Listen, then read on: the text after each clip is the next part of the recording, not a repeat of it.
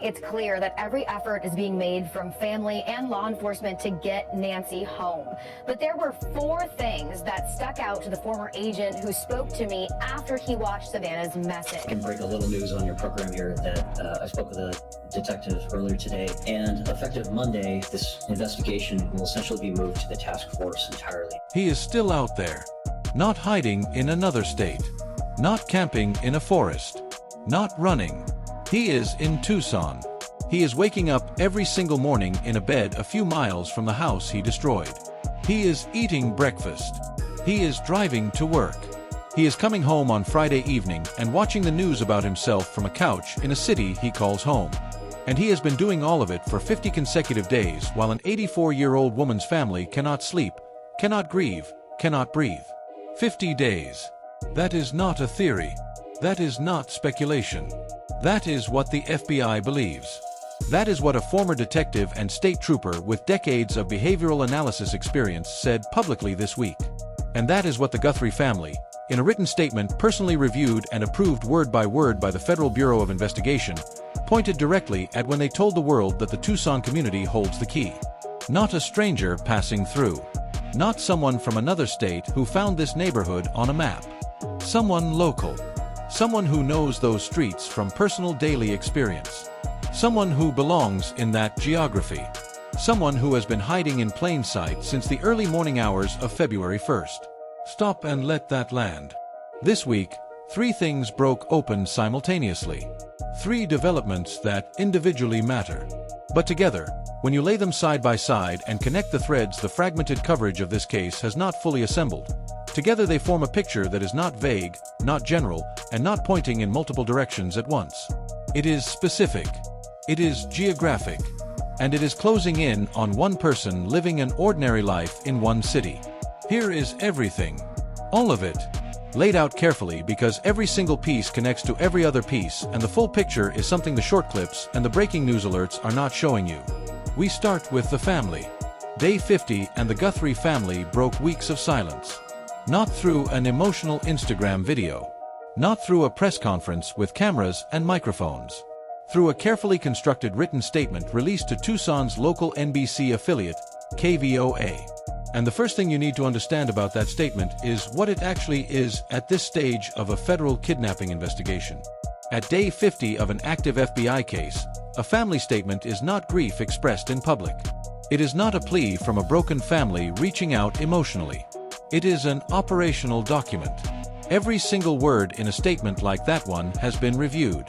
Every phrase has passed through federal hands. Nothing gets through without sign-off from investigators who are actively working the case.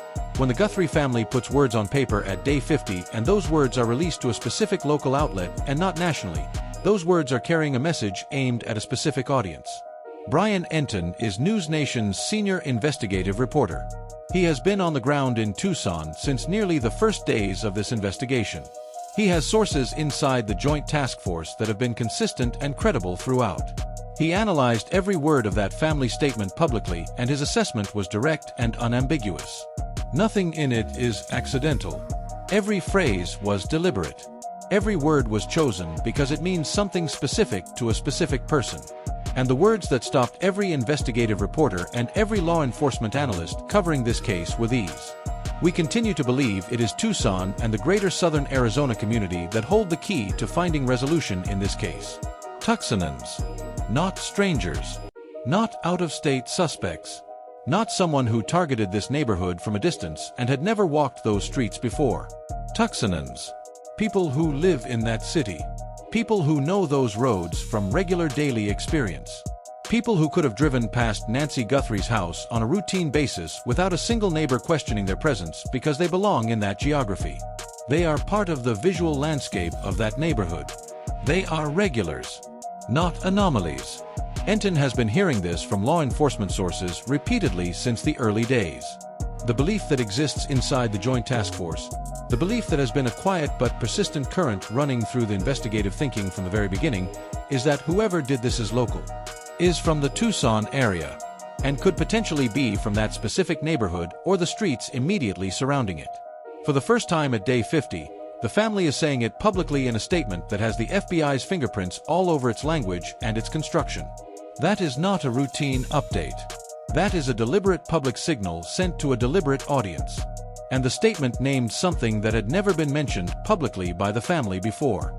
The late evening of January 11th. Not just the date. The late evening specifically. A time of day. Because Enton sources are telling him that the doorbell camera photographs showing the suspect without a backpack, the images that are visually and operationally distinct from the February 1st images where he arrives fully equipped and mission-ready, may be from January 11th. This matters in ways that cannot be overstated. It places the first confirmed visit to that property on a specific evening 3 weeks before the abduction. 3 weeks. And it begins to build a documented timeline of pre-abduction surveillance that stretches back further than most public coverage has ever acknowledged. 4 independent networks reported this. ABC, NBC, Fox, and News Nation, all 4 drawing on 4 separate independent law enforcement sources, confirmed that the surveillance photographs captured on the doorbell camera come from different dates and represent different visits to the property. The sheriff has pushed back on that interpretation publicly and repeatedly. But Enton sources inside the investigation are holding firm. Different visits. Different dates. A surveillance operation that began at minimum 3 weeks before February 1st and possibly earlier. Now look at the dates that investigators have flagged across this entire investigation and look at them with the specific attention they deserve. Because this pattern has been sitting in plain sight throughout and has not received the analytical weight it warrants until this week. January 11th, Sunday. January 24th, Saturday. February 1st, the night Nancy was taken, the early morning hours of a Sunday. Every single date the FBI has identified as significant in this case. Every confirmed or probable visit to that property. Every flag date on the investigative timeline. Every one of them falls on a weekend. Not a Tuesday. Not a Thursday morning. Weekends. Every time. That is not coincidence. Patterns in criminal behavior are not random. They are not accidental. They reflect the constraints and the structure of the person's regular daily life. A pattern of weekend-only activity in the lead-up to a crime of this complexity points unmistakably at someone with a structured weekday existence. Someone who works or attends school, or has some form of regular obligation that runs Monday through Friday and gives them Saturdays and Sundays to operate freely. Someone local enough to the Catalina foothills that a weekend drive there is not a logistical undertaking. Someone who can get in a car on a Saturday evening and be at that neighborhood without it costing them anything significant in time or planning. Someone who can assess the conditions that evening, decide the timing is not right, drive home, go to work on Monday, come home on Friday, and return to that street the following weekend. And do it again the week after. Someone who can abort and come back because there is nothing stopping them. Because home is close. Because the Catalina foothills is not a destination. It is familiar ground. That behavioral profile is not a drifter. It is not someone who traveled from another state to commit this crime on a single visit. It is a person embedded in the daily rhythm of Tucson. Someone with roots in this city. Someone who, right now, tonight, may have driven past the memorial that has grown outside Nancy Guthrie's home. May have watched the news coverage about this investigation from a television in a house a few miles away. May be going to work on Monday morning in the city and coming home on Friday evening to a life that looks completely ordinary to everyone who knows them. Now to the development that gave this investigation its most significant new analytical framework this week. Former detective and state trooper Morgan Wright sat down with Brian Enton and described Nancy Guthrie's abductor using a specific term that comes directly from the discipline of criminal behavioral analysis. Marauder. This is not casual language. This is not a word someone uses loosely. In behavioral profiling, a marauder is a defined category of offender with specific and documented characteristics that are distinct from other offender types. A marauder operates from a fixed home base. They range out from that base to commit the offense. And then they return to it. They are not traveling from another city. They are not strangers passing through a region they do not know. They live close enough to their target to come and go with relative ease. Close enough to abort a plan if something does not feel right and return the following weekend without significant cost or difficulty. Close enough to observe from a distance over an extended period and develop the detailed operational knowledge of the target's routines and vulnerabilities that a crime of this specific type clearly required. Think about what that word means in the context of this specific crime. The suspect knew which cameras were on that property. He knew which one to destroy first. He knew which ones he could avoid. He knew the layout of the entry well enough to move through it in the dark. He knew Nancy Guthrie's schedule precisely enough to arrive at 1:47 in the morning on a night she was alone and when her family was not expected. He had been watching her. Not from a distance on one occasion. Over time. From close enough to know things about her daily life that you cannot know from across a city. That is a marauder. And Wright did not stop at the behavioral category. He named a direction. South Tucson. Based on the way the suspect was dressed that night. His apparent need to move quickly after the abduction was completed. And the specific geography of the Catalina foothills area. The mountains to the north make that direction logistically impractical for someone trying to move fast and return to familiar ground.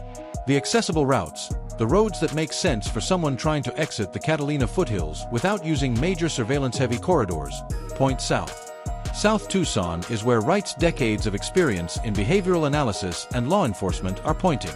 A former detective and state trooper with the professional credentials to make this assessment credibly is giving this investigation a geographic target for the suspect's base of operations that is as specific as anything said publicly about this suspect's location. That deserves to be taken seriously. Now layer that geographic assessment on top of what the FBI has confirmed is actively being investigated in the immediate neighborhood around Nancy's property. A vacant house. It sits adjacent to her home, directly next door. And it is being actively examined as a potential staging location used in the weeks and months before the abduction. Retired Pima County SWAT Commander Bob Kyrie spoke to Parade magazine, and his assessment was specific and detailed. A vacant property in that location could have served as a home base or staging point for someone conducting extended pre-abduction surveillance. It provides a cover story for being in that neighborhood at varying hours across multiple weeks. It gives a physical location from which to observe Nancy's daily patterns, her comings and goings, her schedule, which nights her lights went out early, which nights her driveway was empty, which nights she was completely and verifiably alone inside that house. And Kyrie went further than that. A vacant property like that, he said, could also be used to set up concealed surveillance equipment inside the structure itself. Equipment positioned to monitor activity on the street or at adjacent properties without any visible footprint on the street that would attract attention from neighbors or from law enforcement. Think about what that means in practical terms. Someone with access to a vacant house next door to Nancy Guthrie's property could have spent weeks, possibly months, building an extraordinarily detailed picture of her daily life. From a position that was physically a few feet away from her front door. With zero visible presence on that street. No car idling at the curb. No figure standing in a yard across the street. Just a dark house sitting there. Vacant. A house that nobody thought twice about because vacant houses in residential neighborhoods do not attract attention. They are background. They are unremarkable. They are invisible. And someone may have used that invisibility as an operational tool. Then there is the neighbor detail that Enton confirmed this week. The FBI is asking specific questions about a neighbor who moved out of that street before Nancy disappeared and was subsequently seen returning to the neighborhood after her disappearance. Not moving to another city and building a life elsewhere. Moving out and coming back. To that specific street. After Nancy was taken. Pima County Sheriff's Department confirmed to Fox News Digital on March 20th that detectives are actively evaluating reports of suspicious activity connected to that recently vacant property. And Nancy's neighbor of 30 years, Aldine Meister, provided the most direct account of how this came to investigators' attention in the first place. She told them on record, "The neighbors on the other side of me moved out. I wanted them to check that house. The FBI heard her, and they went back to that property. Now let's build the full documented picture of the surveillance visits to Nancy's property before February 1st because this sequence is the operational backbone of the entire case and it has not been laid out clearly enough in the public coverage." The doorbell camera photographs, confirmed by 4 independent networks drawing on 4 separate law enforcement sources, show the suspect on at least 2 distinct visits to the property on different dates. 2 visits. 2 completely different operational profiles. The first visit, no backpack. The suspect studying the camera position, assessing the entrance, noting what is there and how it is positioned, and then leaving.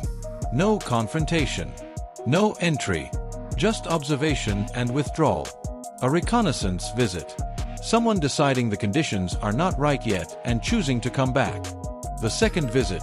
Completely transformed. Mask properly fitted and secured. Firearm holstered. Backpack fully loaded with whatever equipment he determined he needed after the first visit. A plan that had been thought through, rehearsed mentally, and was now being executed with precision. He arrived knowing what he was doing. He spent 41 minutes inside that house. And he left with Nancy Guthrie. 2 visits. 2 completely different profiles. The first is a person assessing. The second is a person executing. The gap between those 2 visits is the time this person spent going home, sitting with what they had observed, acquiring or organizing what they needed, and deciding when and how to come back. That gap is a window into who this person is and where they live. Because someone who can abort on the first attempt and return on a later date in a completely transformed operational state is someone who does not have far to travel. Someone for whom that neighborhood is not a destination that required significant planning to reach. It is part of their accessible geography. It is a place they can arrive at on a weekend evening and return from without it being an undertaking. That is local. Now to the construction angle. Because this is a thread the FBI is currently pulling with a level of specificity that tells you exactly how seriously they are treating it. The FBI is requesting the name of every single contractor and every single worker on multiple construction sites in the neighborhood surrounding Nancy's property. Not general inquiries about companies. Not broad requests for project records. Specific names. Individual names. Every person who had a physical presence on those sites during the relevant window in January. Former FBI agent Steve Moore addressed this directly. His reasoning is worth understanding in full. Someone with daily legal access to a residential street during a surveillance window has something that is almost impossible to manufacture from a distance or create quickly: invisibility. Unremarkable presence. A work truck with tools. Work clothes. A hard hat. Expected presence.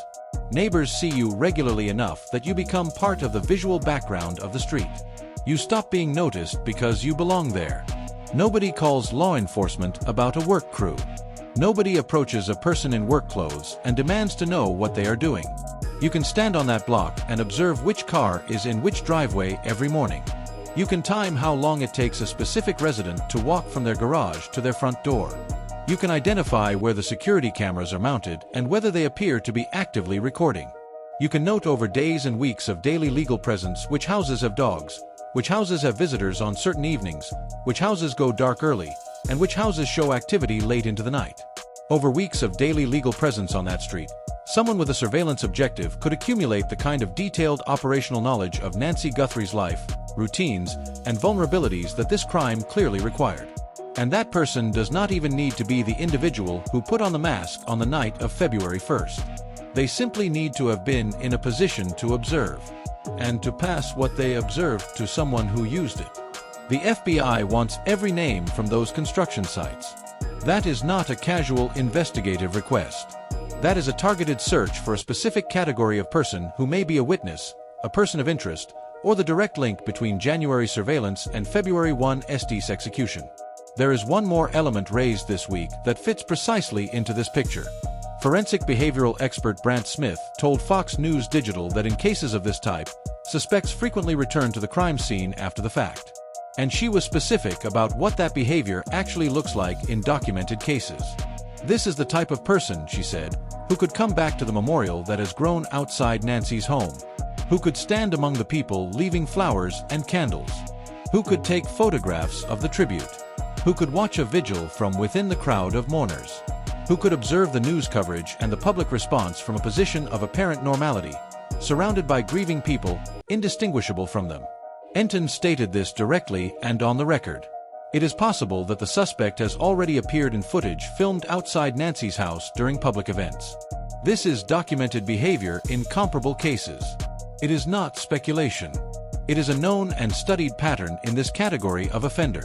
Investigators have been watching everyone who has visited that memorial. Every single person. Now to the DNA. Because this is where the case ultimately resolves.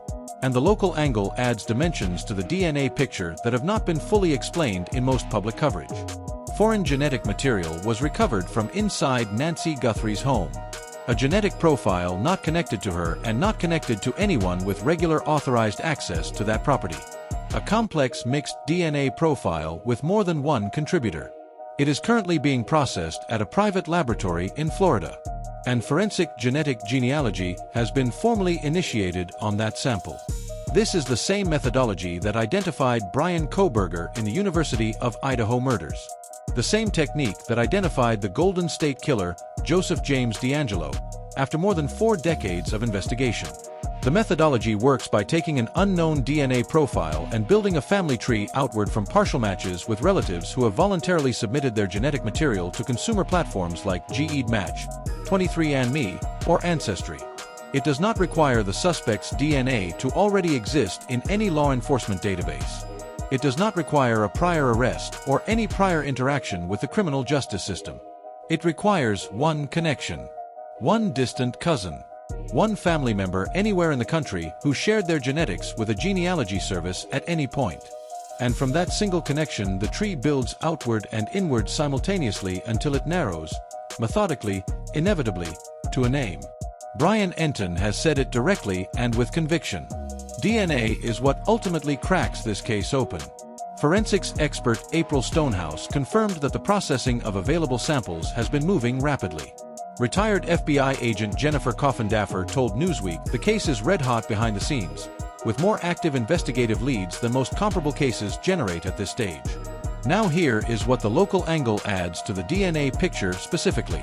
If the abductor is from Tucson, if their base of operations is somewhere in or around South Tucson as the behavioral analysis suggests, if they worked on a construction site in the Catalina Foothills neighborhood during January, or if they spent time inside that vacant house adjacent to Nancy's property during the surveillance period, then their DNA is not only potentially present inside her home from the night of February 1st. Their genetic material may be on surfaces touched during the weeks of surveillance visits that preceded the abduction entirely. A gate latch. A utility box near the property that investigators have already flagged as part of the investigation. A surface casually contacted during a reconnaissance visit that happened weeks before anyone was processing that street for forensic evidence. Every name the FBI is collecting from those construction site rosters is a potential DNA comparison point. Every former resident of that street is a potential match candidate. Every worker who moved through that neighborhood during January and whose identity can be established is a person whose genetic profile can be compared directly against what is sitting in that Florida laboratory right now. And genetic genealogy does not wait for a criminal record. It does not depend on a prior arrest. It needs one relative, one distant family member who uploaded their DNA to a consumer service at any point. And in 2026, with the genealogy database populations that currently exist, the probability that any individual in the United States has 0 relatives who have ever submitted a sample to any consumer platform approaches 0. The tree will build. The only question is how long it takes. This week, the sheriff said something in a local Tucson radio interview that was notably more candid than anything he has said in his national media appearances. He said, and the exact phrasing is worth noting, "Yes, I know a lot, but I am not going to share that with the public. It is about protecting the integrity of the investigation." He knows something. The FBI knows something. And the DNA processing running right now in that private laboratory in Florida may be the precise mechanism that converts what they know from investigative intelligence into courtroom-ready evidence capable of supporting a prosecution. There is one section of the Guthrie family statement released this week that did not make the headlines of most coverage. But it is arguably the most significant thing this family has said publicly in 50 days. It needs to be heard in full and understood for what it is actually communicating. The family wrote that they want to celebrate Nancy's beautiful and courageous life, but that they cannot do that until she is brought to a final place of rest. Read that phrase again. A final place of rest. Not until she comes home. Not until she walks back through the door of the house she has lived in for 50 years. Not until she is found safe. A final place of rest. That is a family living with the full weight of what the evidence and the passage of 50 days are telling them. That is a family that loves their mother completely and is also beginning, gently, with evident heartbreak, to hold open space for every possibility that 50 days without a single credible proof of life may represent. An 84-year-old woman. a pacemaker that went silent on the night of February 1st, daily cardiac medication left behind on her kitchen counter, and nearly 2 months of silence from whoever took her. And then the family wrote this: "We cannot grieve. We can only ache and wonder." Those words were approved by the FBI. Every single one of them was chosen deliberately. And those words describe exactly what it looks like to be 50 days into the disappearance of your mother, who trusted the world around her completely on the last night she was seen, and to know what the evidence is telling you and to still have to wake up every single morning and not know. Savannah Guthrie breaking down on Instagram in videos that were painful to watch. Annie weeping audibly at the memorial outside her mother's home. Cameron speaking directly on camera to whoever took their mother. A family that cooperated with every investigative request, that offered $1 million reward, that stood in front of every camera available to them, that held on publicly through all of it. And now, in a carefully constructed statement reviewed by federal investigators, they are beginning gently to hold open space for every possible truth about where their mother is. Nancy Guthrie was 84 years old. She had lived in that community for 50 years. On a Saturday evening, she had dinner with her family. She played card games. She laughed. She was dropped off at her home at 9:48 p.m. by someone she trusted. And she went inside that house and she trusted the world around her completely. She deserved to go home safely that night. She deserves to come home now. And somebody in Tucson knows what happened during those 41 minutes. Somebody who has a regular job in the city during the week. Somebody who knows the Catalina foothills streets from personal daily experience. Somebody who may have stood on that specific street and watched that specific house from outside across multiple weekends in January. Somebody who drove away from that neighborhood in the early morning hours of February 1st and knows exactly where they went and what they did when they got there. Somebody who may have attended the vigil outside that house and stood among the mourners with a face that showed nothing. The Guthrie family pointed directly at the Tucson community in a statement the FBI approved word by word. A former detective with decades of behavioral analysis experience named South Tucson as the likely base of operations.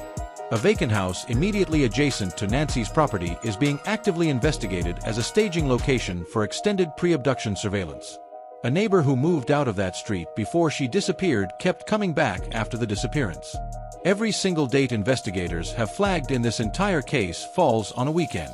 The DNA is in active processing at a private laboratory in Florida. Forensic genetic genealogy has been formally initiated on that sample. And the sheriff said publicly this week that he knows things he cannot yet share. This case is not cold. It is not stalled. It is not running out of threads to pull. It is narrowing, methodically, deliberately, toward one geographic area in one city, toward one person sustaining the ordinary appearance of a normal daily life while carrying the full weight of what they did on the night of February 1st.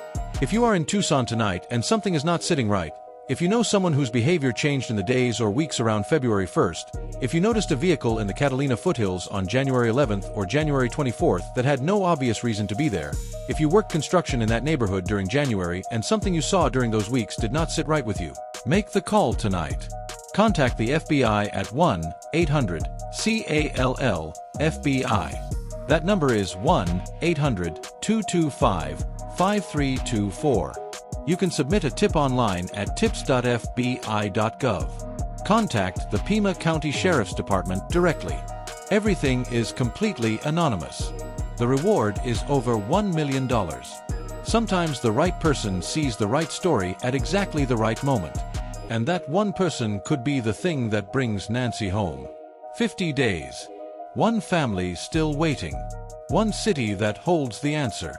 And somewhere in Tucson tonight, the name at the end of that genealogy tree is sleeping. Not for much longer.